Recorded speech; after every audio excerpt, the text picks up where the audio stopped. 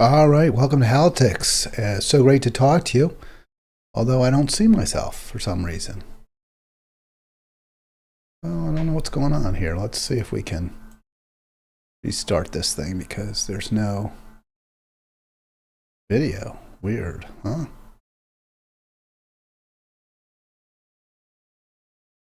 All right, hold on a sec, folks. We'll start. All right, here we go. That was weird, huh? I'll cut out that first bad part once we get this thing completed, or by tomorrow. It takes a little bit of time for YouTube to give you the option to edit, but that was kind of weird. I don't know what was going on. I'm just going to make sure also that we're broadcasting, and then I'll get right into it, folks. It is the Free for All Friday, the well-known, the famous, the legendary Hal Ginsberg Halitics Free for All. Hope you enjoy it, and we're gonna also I'm gonna hope you join me because it's a lot more fun. There's a lot more going on if you're on with me, and we can talk about the issues of the day, your reaction to what I'm talking about with you. We're trying to solve problems here. We're trying to get to the next level, if you will. We're not at the next level. I think we're at the last level, or 2 or 3 levels ago, and that's not where we want to be. It's not good. It's not good for us. It's not good for our children. It's not good for our families. So how do we get there? How do we get to the next level? That's what I'm trying to figure out here. I think I know what the goal should be. I know where we want to be. I know what our target is. It's I say it simply. Everyone has enough, nobody has too much, and we're in just the opposite place.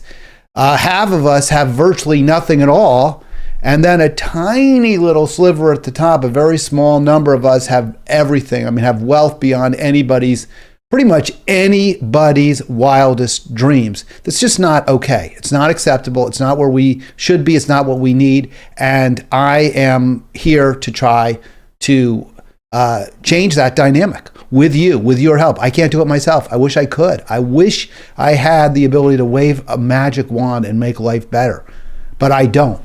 The people in this picture, they have a lot more power than I do, and they have not used it, in my opinion, wisely. They have not used it justly. They have not used it to make things better. So what can we do? I mean, these are supposedly the most progressive people in Congress. These are people who at least say that they care about the same things that I think we care about, which is that everyone have enough and nobody have too much, that we all have good, affordable, we just have health care, right? That the country has affordable health care like the rest of the world, and that if you're sick, if you're injured, you get treated, period. You need medication to survive. You need medication to reduce pain. You need medication to function. You get it. It's just that simple. This really isn't complicated stuff, folks. And I don't believe these 6 folks, these 6 people, nor my representative, Jamie Raskin, the 6 in that picture, Rashida Tlaib, Ayanna Pressley, AOC, Jamal Bowman, Cori Bush, and Ilhan Omar, generally consider, I guess, the squad. I don't know if there are a few other members that I'm missing, but they're not in this picture. And you can see our good friend Medea Benjamin proudly noting in Twitter that she was there with them just a few days ago. She's getting a lot of heat for it, maybe a little bit unfairly, and we'll get into that. But ultimately, this backs up my point, which is we cannot expect change. We cannot expect hope, reasonable hope that's based on reality, without real change in the polity, in the actual dynamics. I am basically, I don't want to say I'm done with the Democratic Party. I accept the argument that there are times when you have to vote for Democrats. I get it. They aren't as bad on average, and in most individual cases, as bad as Republicans. But we are locked in a folie à deux, a crazy dance of two, where we are only making things worse. Even when we get a president who isn't as bad, they still make things worse. So President Obama, not as bad as George W. Bush. he still made things worse. Bill Clinton, maybe not as bad as George H.W. Bush, probably not as bad as Ronald Reagan. He still made things worse. We haven't had a president who's tried, I believe, to make things better in at least some areas for poor, struggling working people since LBJ, who, of course, signed the civil rights bills and pushed the Great Society and expanded the Vietnam War. I give him, always say I do this, I give him some slack because I feel, from what I've read, from what onlookers, observers at the time said, he was, or felt he was in, maybe not true, but he felt he was in a box put there by conservative, hawkish Democrats like Scoop Jackson from Washington State, who basically told LBJ, we'll give you civil rights if you expand the war in Vietnam. And LBJ made that deal with the devil, made that bargain. Probably it was the right, how can I say it was the wrong thing to do? We absolutely needed civil rights, but our country has paid it, and the world has paid an extraordinarily heavy price for the ever greater Pentagon budgets, our imperialism run amok. And when Medea Benjamin is there with the squad saying this is great to be at an event with a squad, I understand why. But I also understand the harsh backlash against her for kind of, I guess, bragging or gloating or whatever you want to say, promoting that event.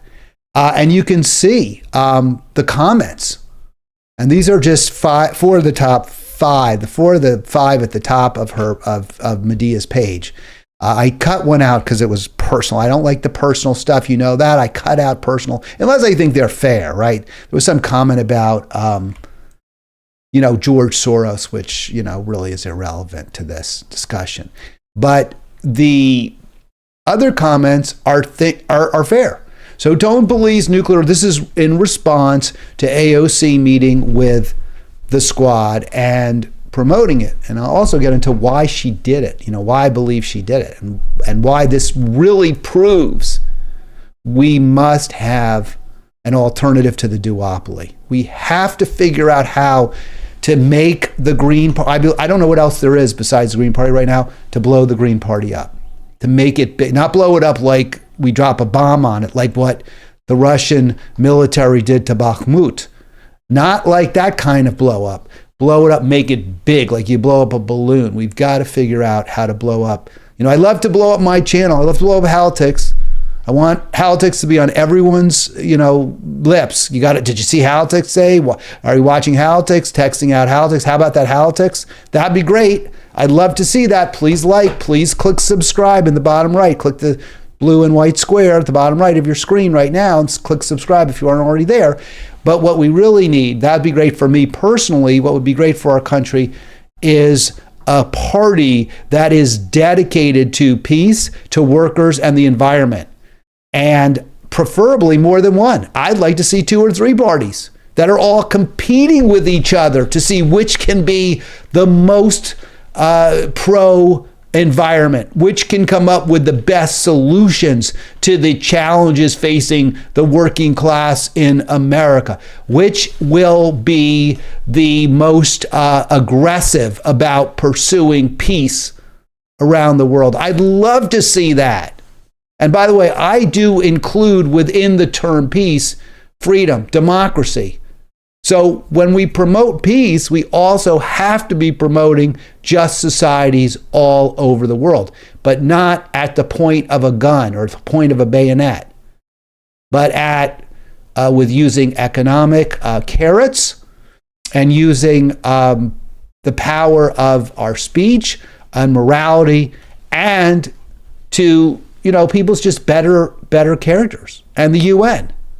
We have to do all of that. If we really want lasting peace, if you want peace, fight for justice. That's what we have to do. And I'd love to see it if we had lots of parties that did it, like a peace and freedom party, like a workers' party, like an environment party. Right now, maybe the Green Party can fill all 3, but they're not in every ballot. They're not in every election. They don't run candidates everywhere, and they're woefully underfunded, and they're treated as a joke.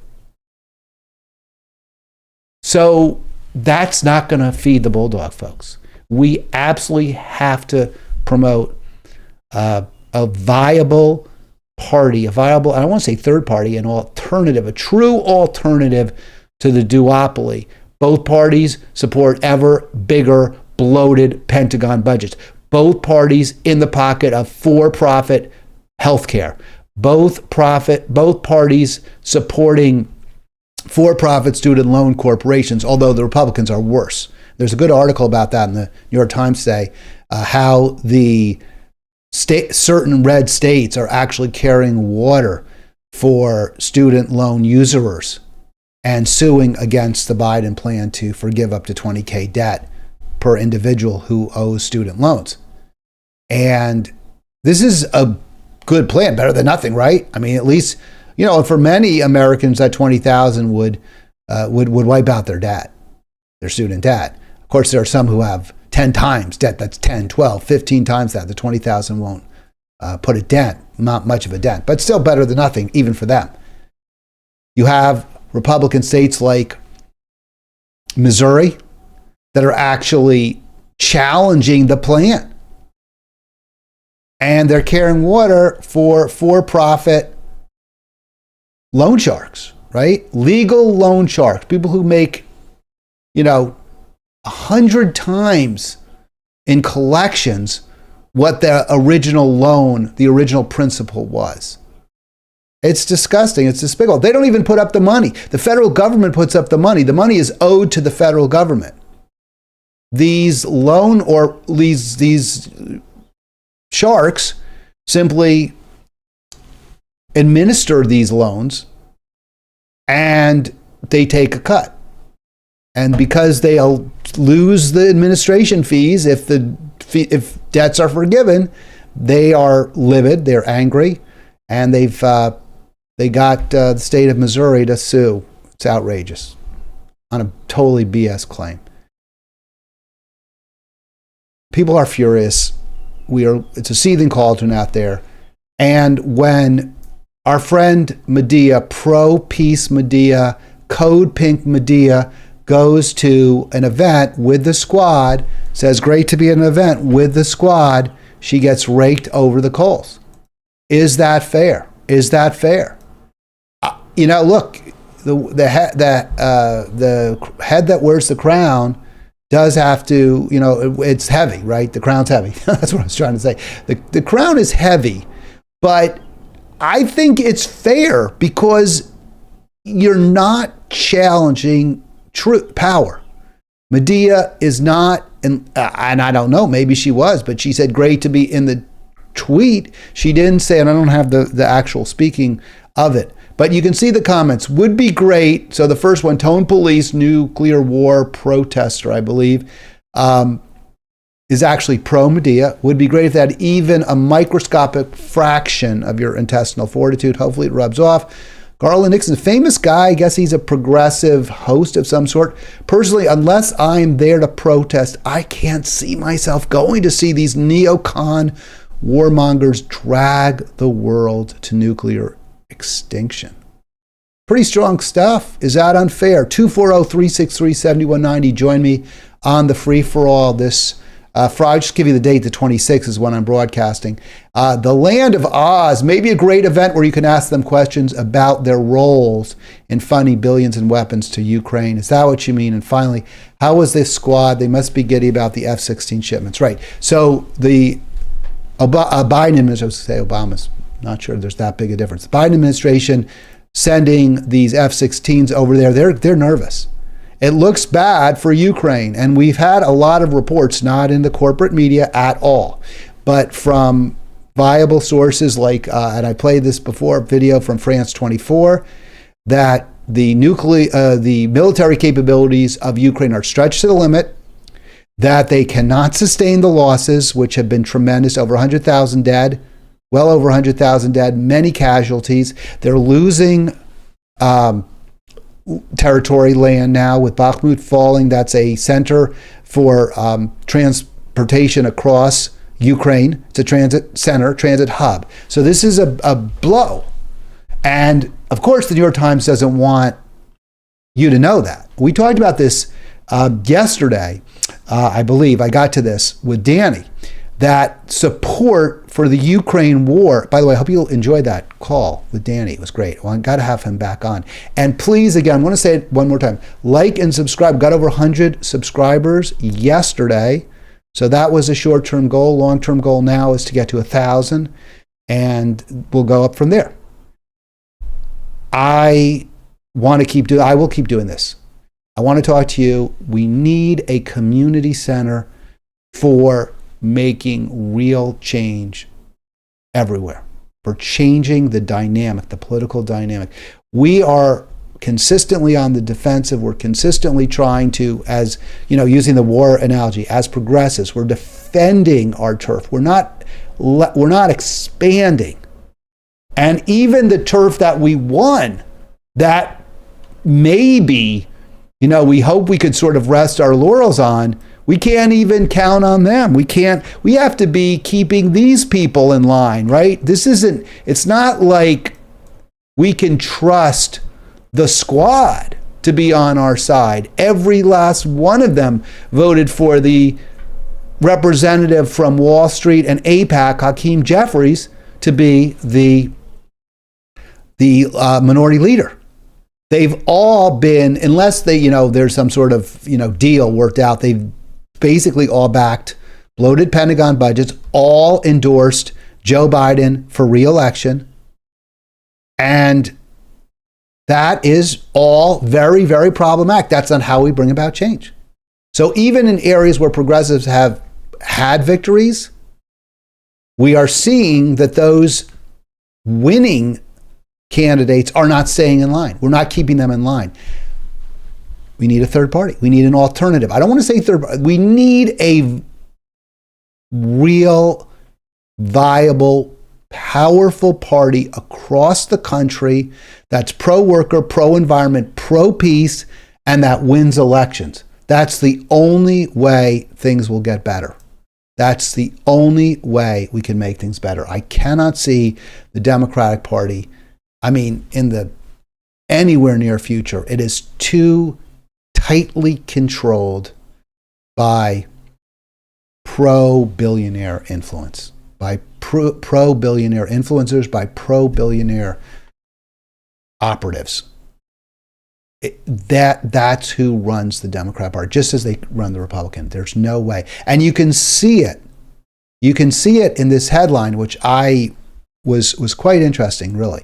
So we learned yesterday in my call with Danny that one of the reasons that Americans are becoming less and less supportive of this war, of our support for Ukraine. That has become a real partisan divide there, with most Republicans against it, but a growing number of Democrats also questioning our support for war in Ukraine and the Ukrainian military, which is very problematic.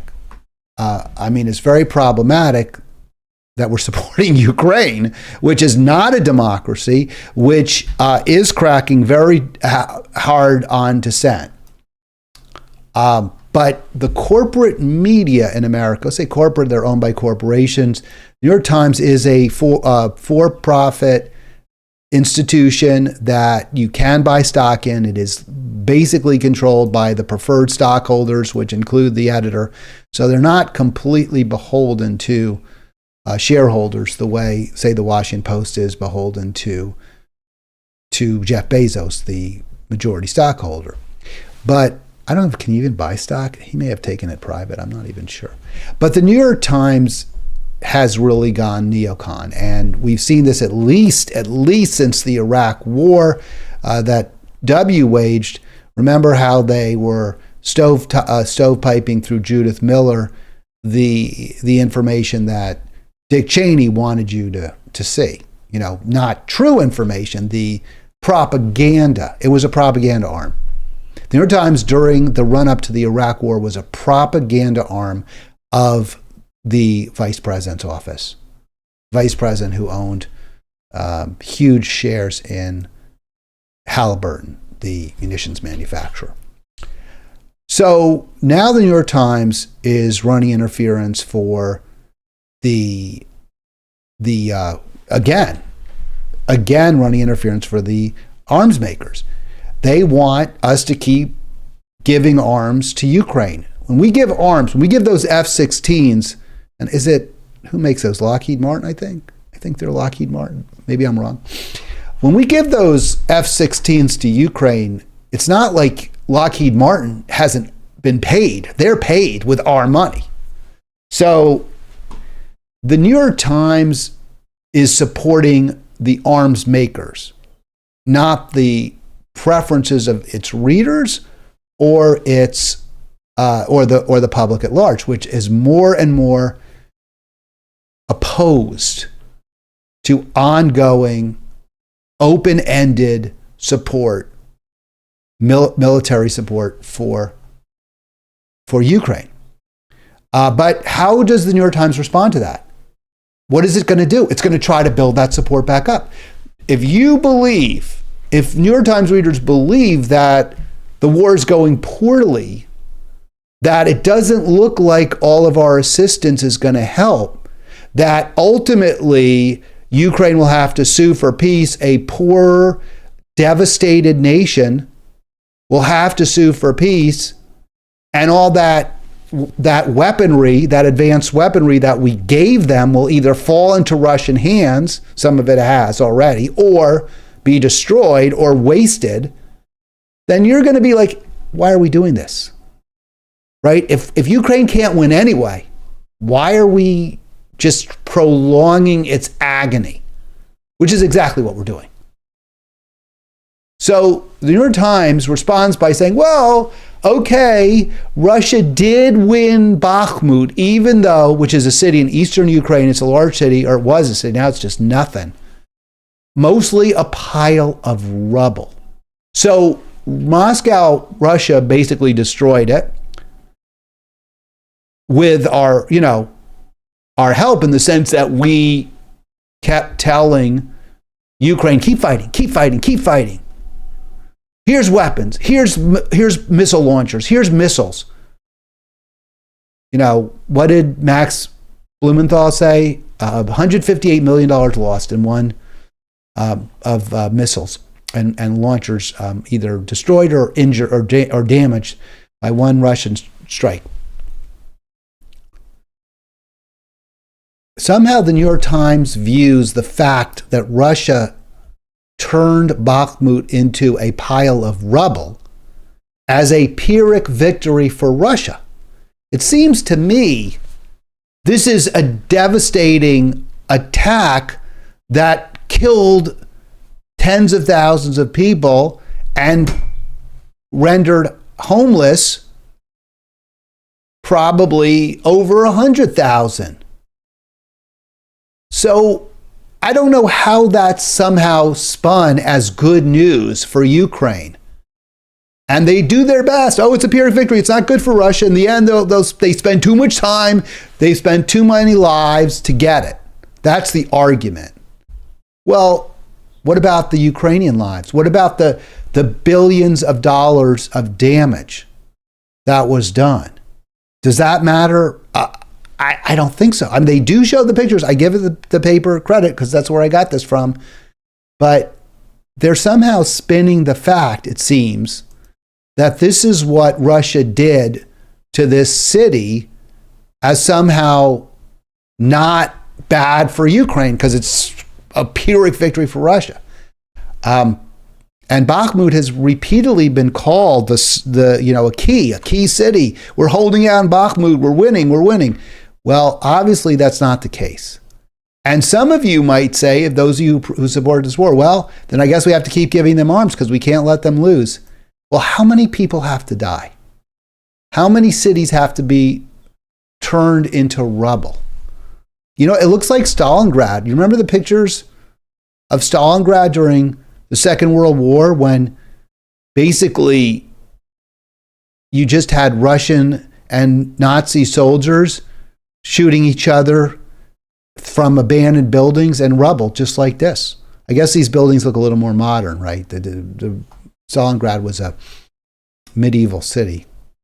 This is a 20th century city.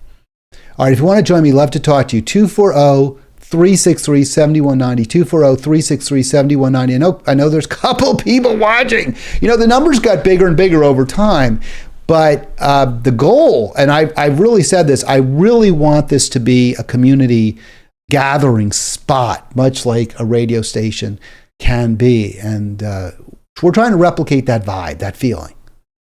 Well, the war in Ukraine is a unmitigated, obviously, disaster for Ukraine and for Russia. It's not going great for us either. And I wonder, do you think this is part of the reason? And I absolutely do. I think this is a big reason that it's a dead heat in the general election right now. If it's Trump versus Biden, or maybe Trump has a slight advantage, it's unclear. There's some reputable polls in there that do show Trump with the advantage. And remember what Trump said, gets no play whatsoever. He is for peace. That's what he said at the debate. No, it wasn't debate. It was a town hall. That's what he said at the town hall. And this has got, people are mocking, he's not for peace. I guarantee you he's not. Well, maybe he's not. Maybe he's not. But at least he's saying that's why, again, and I agree, I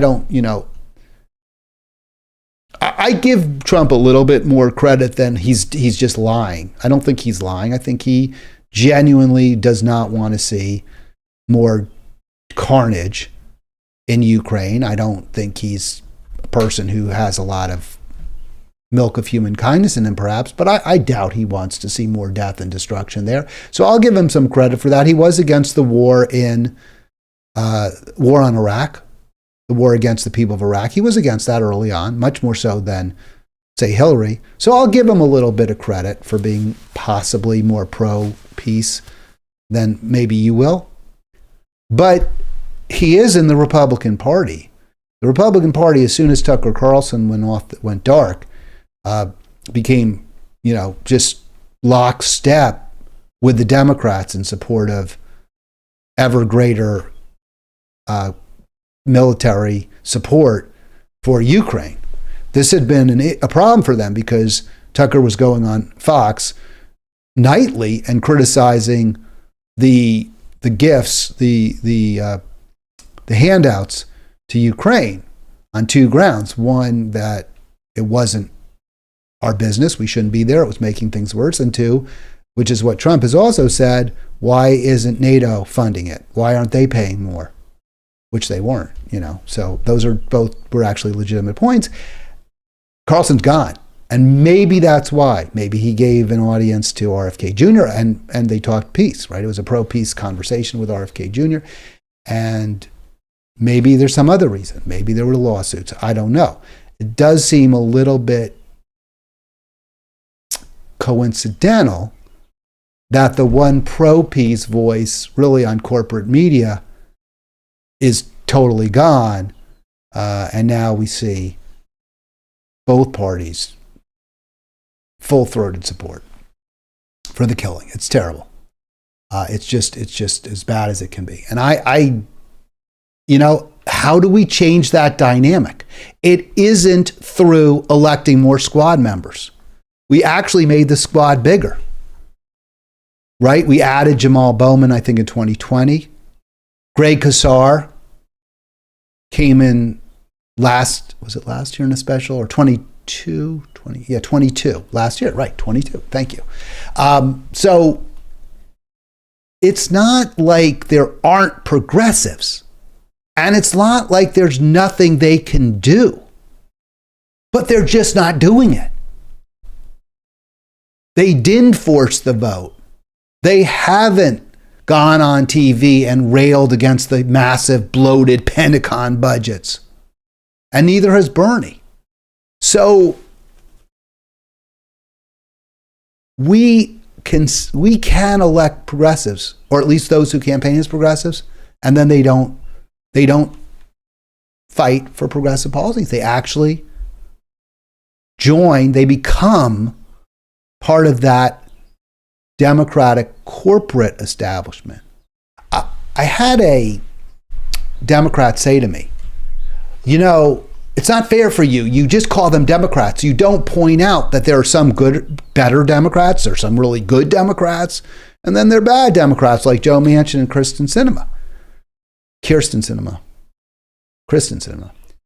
And my response is, no, they all voted for Hakeem Jeffries to be the majority leader. They all voted with like one abstention for, in Congress, in the House, they all voted for Nancy Pelosi before Jeffries to be the majority, at that point, the House Speaker. So how can you cannot, yes, they're not identical, but it's one party. They speak ultimately with one voice. They may go on a talk show and they may say, you know, Obama, you know, Biden needs to do this or Biden should do that. But when the rubber meets the road, they're always there. They're always a reliable vote. And as long as that remains the case, there's not going to be change. We're simply not going to get change as long as that is the case. So, I mean, you know, we could go back and forth a little bit. We could get a Trump in who'll make things worse in a lot of areas. Maybe not in every area, but in a lot of areas. And then we got a Democrat in, and maybe there's a few $1,000s of debt forgiven, and we amp up our military spending, and we get involved in a hot war with Russia. I mean, that's basically our choice right now. That's why I can't, you know, be even that upset about Trump's success, because I don't see the alternative as much better. That's the problem. It's not like he's that much worse than the alternative, because the alternative is that bad. 240-363-7190. So how does this change? How can this change? The only way is if there's always, on every ballot, you always have an opportunity to vote for someone who truly is pro-peace, pro-worker, and pro-environment. Green Party? Bernie's an independent. He's not even a Democrat, or at least he claims he's not. And yet he's there. He's got the back of the Democratic Party.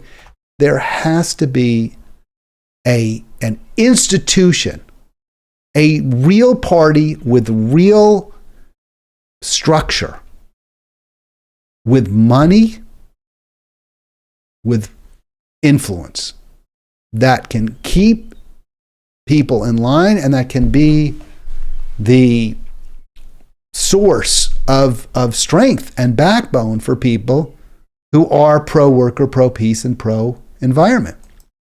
We don't have that. We simply don't. So I'm not going to bash. I don't know what is Medea supposed to do? Yes, she's getting criticized because she's standing with the people who vote for bloated Pentagon budgets and vote for Hakeem Jeffries to be the minority leader, and who don't say one discouraging word about a massive escalation of conflict that we're funding in Ukraine. So I get it. I get the disappointment with Medea. But everyone wants allies. Everyone needs some kind of support. I mean, she can scream in the wilderness till she's blue in the face about how bad the Democrats are, the way I do. But if she wants to defund or reduce funding for the Pentagon, she's got to find someone who'll be on her side. And maybe that's what she's trying to do here. And it's lonely. It's lonely when you're just one voice in the wilderness. You know, I get a lot of the people, and it's the same exact dynamic, who are so loyal, who are loyal Democrats, and they're loyal, they carry water. So they'll say, well, yeah, you make fair criticism of the Democrats, but we have to stand together against the Republicans. And I'm like, but they're not standing with you. Your Democratic leaders, Gavin Newsom, if you're in California, isn't standing with you. Chris Van Hollen and Jamie Raskin aren't standing with you if you're in Maryland. They're not on your side. So I know you're saying we have to stand with them, but they're not with you. But it's really painful, right? It's really, really painful to believe that, to think that. We want so badly to feel that we have allies, that our voice matters. And our voice doesn't matter if the people that we voted for, we supported, are consistently doing exactly the opposite of what we want, or aren't doing what they can, aren't fighting for us. So maybe the squad isn't always doing what we don't want, but they're not fighting for us. And often they're dividing us with the identity politics talk, with the, attacks on women, on, that it's always about trans rights or rights of people of color. It's not about workers. It's not about all poor, struggling, working, and middle-class Americans. They aren't trying to unite us. And therefore, they're making things worse. But how painful is it to believe that, to think that? Some would say, well, you're a nihilist. I'm not a nihilist. I do think we could have a government that works on our behalf. I think we have in the past had much better government. I think I'm a realist. And what my realism voice says is the Democrat Party is not going to be on our side. And it's when we elect someone who says they're on our side, even then, and even if they are for a moment, they will morph over time and relatively quickly into a establishment creature. And why is that? It's for the same reason that we want to believe they're our friends or allies, because they want friends. They want allies. It's not fun to go into a club or a workplace where you're basically shunned, where you're treated like a pariah. And that is how it was for this group until they made common cause against the Republicans, until they stopped trying to build an anti-democratic leadership coalition. Until then, they were pariahs. It's really painful. It's hard. That's really, really hard to be. So again, how do we defeat that? We don't pretend it doesn't exist. We don't demand more from people than they can give us. We have to come up with an alternative. All right, 240-363-7190. And if we don't, then again, welcome back Donald Trump, and then welcome back, I don't know, Hillary Clinton or someone of that ilk. Whoever it is, they're not going to be on your side. I thought this was an interesting story. I don't talk that much about business, but I thought this was an interesting story I wanted to just briefly talk about today. I have said in the past, we're not in depression, that this is not the time for Keynesian deficit spending, that what we should do is raise taxes on the wealthiest Americans who have plenty of money still. I mean, still, they more than ever before. But this story does suggest, at least for some corporate elites, things aren't as good. And it's true. The e-economy has done a number on traditional retailers. You can see there, Bed Bath. My wife is somewhat disappointed that they're going bankrupt. And listen, I hate shop. I do everything I can to avoid going to a store. Sometimes I like to go to Micro Center. I'll say that's the one thing because I'm, techie, geeky, nerdy guy. So sometimes I like to buy some high-tech stuff. But basically, I hate shopping. If I do shop, I try to buy everything I can online. The only stores I go to with any routine are supermarkets to buy groceries. So I'm part of the problem because I would buy online when I could, if I can. But we are seeing, and I mentioned, the rich are getting ever richer, but some corporate elites are losing money, at least if they're the ones running some of these traditional retailers, and they're not even traditional. These big box stores, they're not traditional. They just brick and mortar. The traditional was you had a store in your town you went to on the main street. And that's all gone. Or maybe a department store, right? Like a Macy's or something. But they're all dying off. And then you got these, sort of niche marketers, these niche big box stores like Bed Bath & Beyond. And there's others too that are going. Dave's Bridal. So I guess we needed a bridal store just for brides. And fewer people are getting married, right? I think so. And the ones who are generally not having enormous weddings. Some are. So I guess Dave's Bridal Shop, I think I read that. That's not on this list. But Vice Media also is going bye-bye. So it's unfortunate. And I don't, again, have much sympathy for the top managers.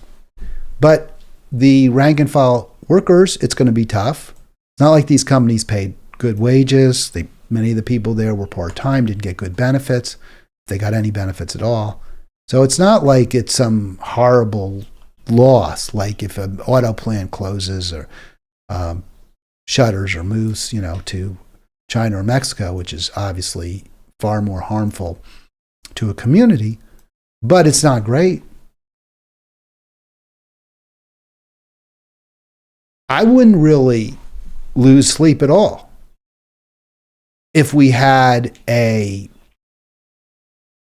economy, if we had a government that was promoting small business startups, that was that was promoting locally owned, locally operated retailers. I don't know why we had to adopt this model where you shop at these hyper stores or these big box retailers. It's a horrible model. It's all dependent on highways, large boulevards with huge parking areas for people. It's a terrible model. So if it weren't for the harm to people and the reduced competition, it wouldn't matter. But since we only have one major, maybe two major online retailers, we've got a problem. Again, if there were alternatives to the Democratic Party on the left, they would be proposing the same solutions I'm coming up with. Much more robust enforcement of antitrust laws, breaking up Amazon, promoting small, locally owned, locally operated retailers. That's the way to address this. And very tight safety net, so nobody who's laid off is going to go without, hungry, or going to go without health care if they had health care from their job. That's what we need, and we don't have it. And the reason we don't have it is because we don't have a progressive alternative to the Democratic Party. Why, again, big problems out there.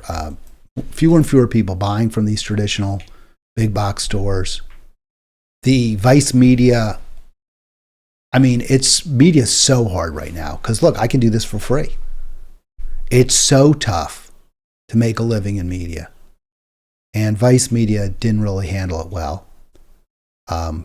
Apparently kind of trying to go gossipy rather than stick within its lane, which was to be kind of an expose type site. They lost market share as a result.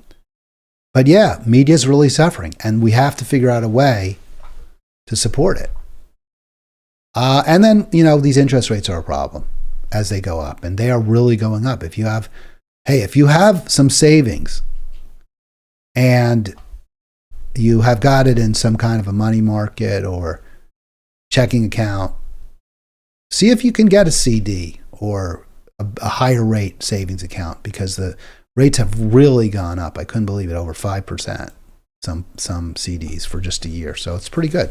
And it's not risky like the stock market. All right, just a quick digression there. So interest rates are high. Some would say, well, and that's a problem. It's a problem if you want to borrow, if you want to start a business. I don't know that they're necessarily too high, but what this has done is, again, helped the big bugs, right? It's helped the Amazons. It's helped the companies that don't need to borrow money. All right, so that's going to pretty much, I think, do it. Do I have one more slide I wanted to get to? I don't think so. It is 11:40. So we've got a weekend coming up. I do plan to be live on Memorial Day. I hope you have a great weekend. And please do call in, and please do like and subscribe. I'll be back Monday.